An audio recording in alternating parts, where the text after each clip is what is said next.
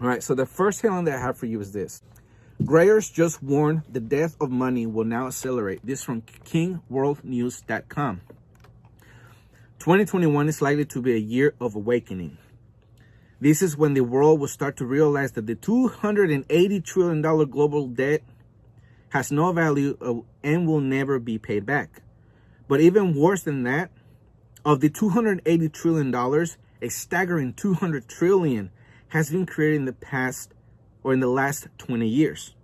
This is why prices of stocks, bonds, and property will implode by more than 95% in real terms of gold. The next phase will be hyperinflationary, and this is likely to start in 2021. Just look at the graph and the table from the Weimar Republic.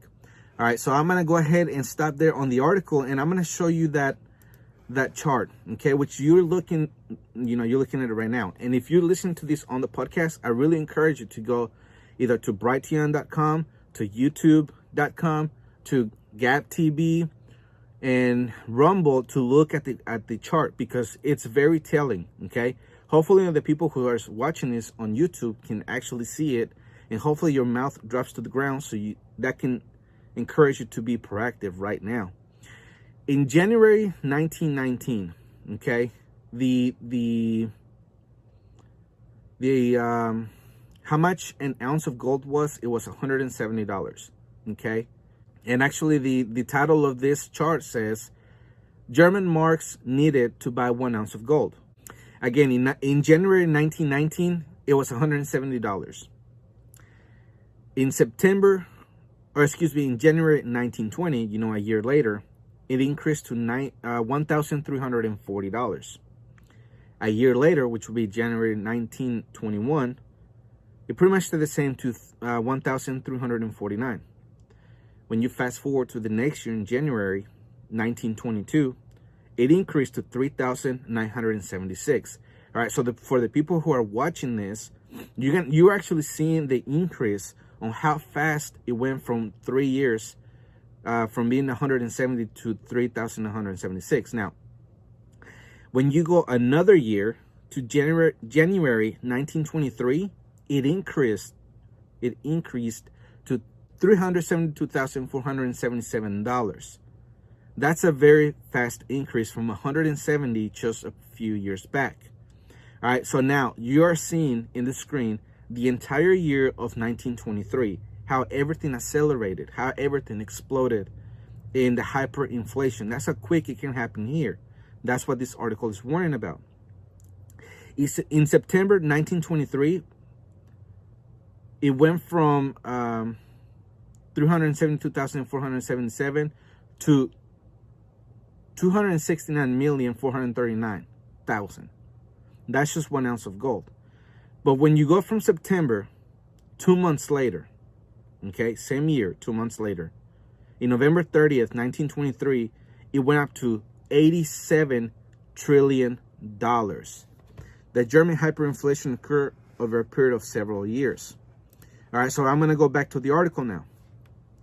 Gold was 170 marks in January 1919, 1,340 marks in January 1921, 3,976 in January 1922, and 372,000 in January 1923. By November 1923, gold was $87 trillion mark. This is what happens after a debt explosion when money dies. We have had a debt explosion, and the death of the money will now accelerate. Remember, the dollar is down 97% since 1971 in real terms of gold, and down 85% since 2000. So the hyperinflationary phase could start in 2021, 99 years after Weimar, or will it be in 2022 on the 100-year anniversary? Hyperinflation is a currency event.